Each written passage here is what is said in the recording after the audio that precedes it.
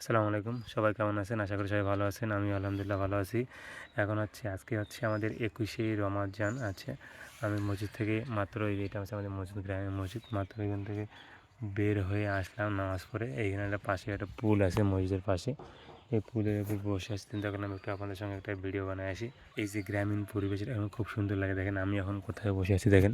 পাশে হচ্ছে আমাদের ধান ক্ষেত, তারপর হচ্ছে ভুট্টা ক্ষেত, তারপর দেখেন বাঁশঝাড়, আরও মনে করেন একদম সবুজ পরিবেশ। এদের হচ্ছে মসজিদ। এখানে কিন্তু বর্ষাকালে অনেক পানি থাকে।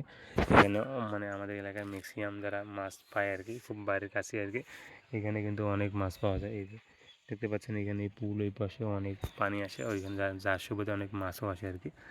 তো এটা হচ্ছে পরিবেশ। আর এগুলো জমি হচ্ছে, ওই জমিটা হচ্ছে আমাদের, আর ওই পাশে আরও জমি আছে, ওই বাঁশঝাড়টাও আমাদের। এখানে পাশে কিন্তু একটা বাঁশঝাড় আছে। একদম যে গ্রামীণ পরিবেশ বলে যাদের যা বলা চলে, একদম ধান ক্ষেত, নদী তো নেই কাছে, নালা বা ছোটো খাল বিল, একদম পাখির নিরবিচ্ছিন্ন সাউন্ড সব কিছুই কিন্তু আছে আমার এই গ্রামে। একদম নিরিবিলি একটা পরিবেশে বসে আছি, সুন্দর লাগতেছে। একদম সুন্দর পরিবেশ। পাশে কিন্তু আছে কিছু বাড়ি আছে, মানুষের বাড়ি, ওগুলো আর কি, ওগুলো আমাদের পরিচিতি আর কি। এই হচ্ছে কথা। আমি এখানে বেশিক্ষণ বসে থাকবো না, এখান থেকে চলে যাবো, কারণ আমার কিছু কাজ আছে। আর এখানে হচ্ছে পাশেই আমাদের জমি, আমি একটু পর যাবো জমিতে, কারণ জমিতে দেখি না জমি কী অবস্থা না অবস্থা, ওই দেখতে হবে আর কি। এই হচ্ছে কথা।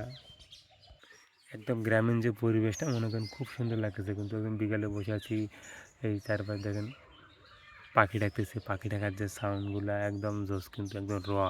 হ্যাঁ, এগুলো কিন্তু মনে করেন আমরা যে শহরে থাকি ওখানেও পাই, কিন্তু একদম ওই রকম শহরে তো যানজট তো থেকেই যায়। বিশেষ করে ঢাকা শহরের কথা বললে তো আরও বেশি যানজট এখানে থাকে।